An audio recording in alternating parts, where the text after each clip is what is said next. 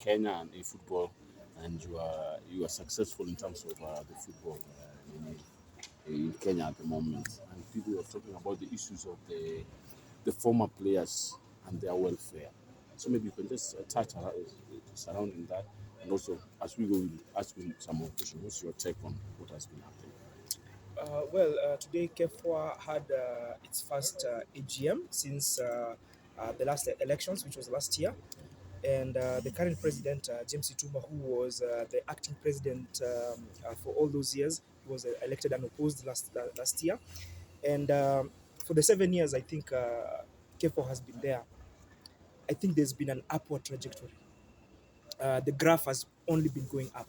And it's sad to say that when I go to the clubs, you cannot compare the terms, the organization, which is at KEFO and which is in our clubs. Our clubs have not yet professionalized their dealings. When you look at KEFO, they have professionalized everything. They have a fully fledged secretariat, which was non-existent when we went there and popularized KEFO.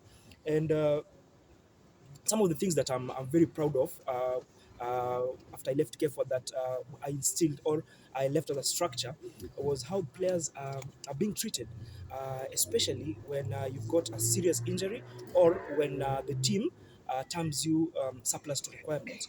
And that is what happened to me when I was playing for Gor Mahia, which gave me a huge platform in terms of popularity here in Kenya. After my contract was terminated and I was a high profile player, nothing was done. And that's when we came to know about a union called KEFO, which was supposed to advocate for players' rights. But there was a norm here in Kenya that towards at the end of the season, a new coach will come.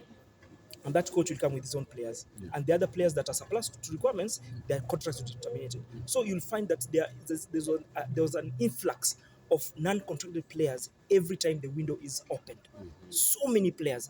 When a team like Madara United used to call for trials after they lost their policy of promoting academy players, when you look at Gor Mahia calling for trials, it was a sad state of affairs because you'll find that over 200 players are coming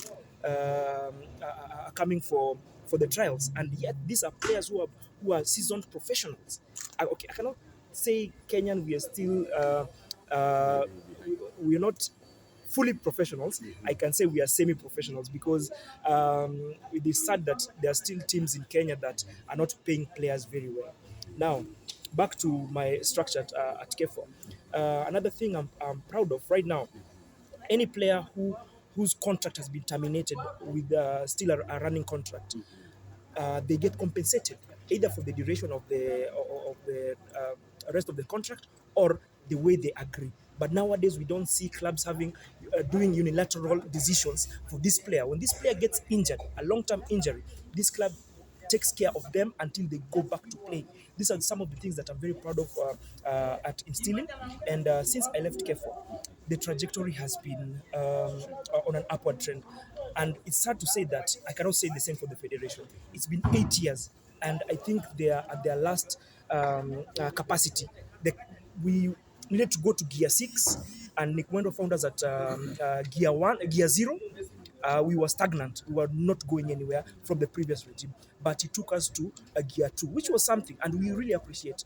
But it was the end of that thinking capacity because we've not moved, we've stagnated since then. Within the last decade, we've seen Tanzania overtaking us, which is a very sad state of affairs. They have overtaken us.